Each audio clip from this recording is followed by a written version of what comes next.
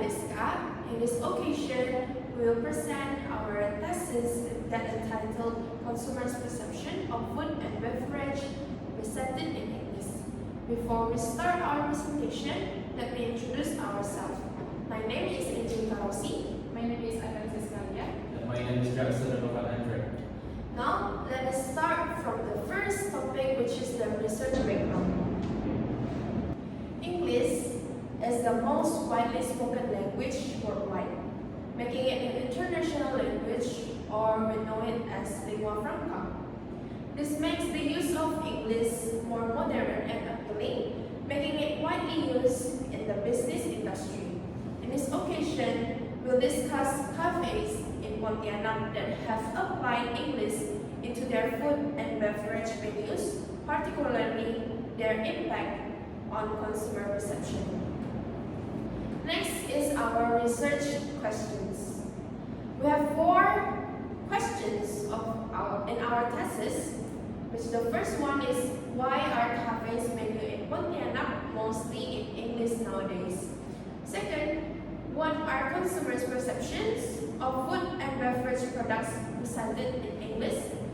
Third, why does the use of English influence consumers' perceptions of product quality and brand image? And lastly, how does the use of English in food and beverage presentation impact consumers' behavior, including comprehension, preference, and purchasing decisions?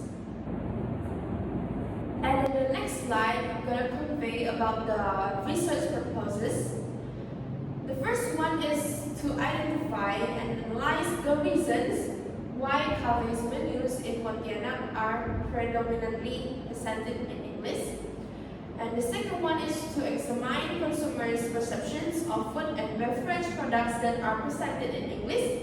Third one, to investigate the factors that cause English to influence perception of product quality and brand image. And then the last one is to analyze how the use of English in food and beverage presentation impacts consumer behavior, including their level of comprehension, preferences, and purchasing decisions. And then the next one is about the research contribution. We have 2 contributions here, which is the theoretical and the practical. For the theoretical contribution is to provide a deeper understanding of the use of English in the food and beverage sector and to serve as a reference for future research. And for the practical contribution, we have 2 targets. The first one is for cafe owners, which is for they to understand how English menus influence consumer perception and improve menu presentation strategies. And the next one is for consumers, which is to increase awareness of language influence and to support informed purchasing decisions. And for the next topic, which is the literature review, will be presented by Thesis. In this literature review, we discuss the concept of consumer perception according to Purdy and Bansal 2014. Consumer perception refers to the impression, awareness, and expectations formed through interaction with products and services. These perceptions are influenced by previous experiences, information sources, and individual beliefs.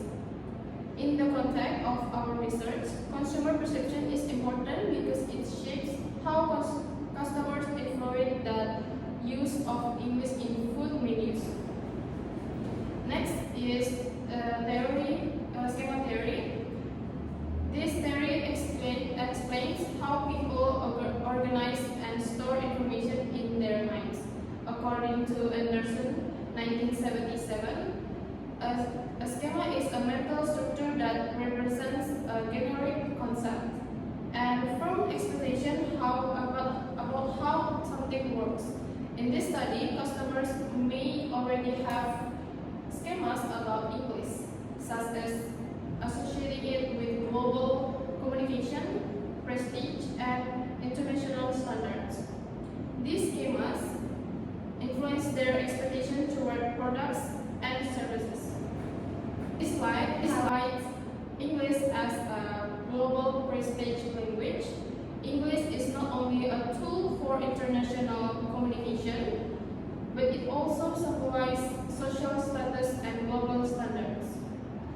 Crystal 2003 explains that the global dominance of English is driven more by social and economic power than by its linguistic structure. Because of this, in industries such as tourism and culinary business, English is often seen as more modern, professional, and prestigious. In the culinary business, the use of English in news and advertisements is often intended to create a modern and premium image. According to Holmes 2005, the use of international language in advertising can create stronger cultural associations rather than simply copying literal meaning.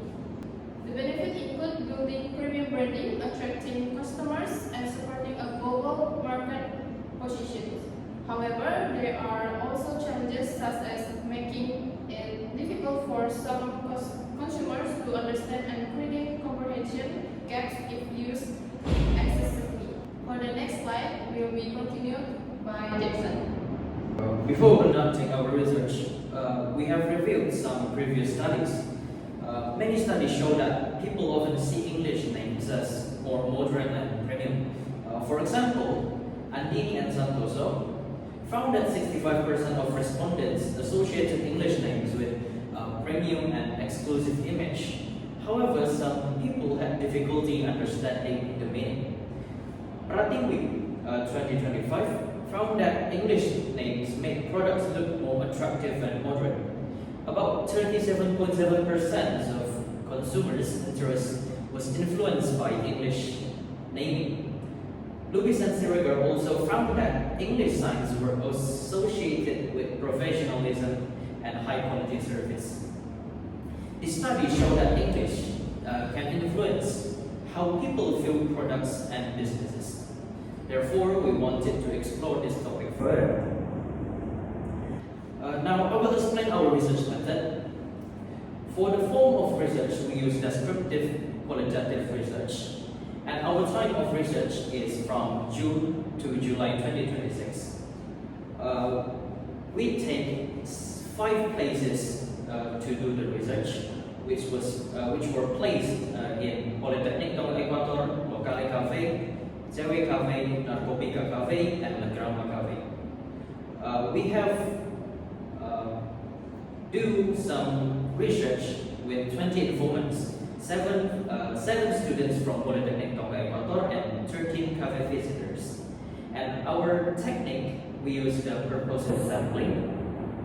Okay, and next we have the data collection and analysis. For our primary data, we use interviews with students and cafe visitors. For our secondary data, such as citations or maybe some texts, we have books, journals, and previous studies. For our instrument, we use audio recorder to get our primary data. Our technique of data analysis was proposed by Miles, Huberman, and Saldana from 2014, which include these 3 techniques, which are data condensation, data display, and conclusion drawing and verification. And here are our references.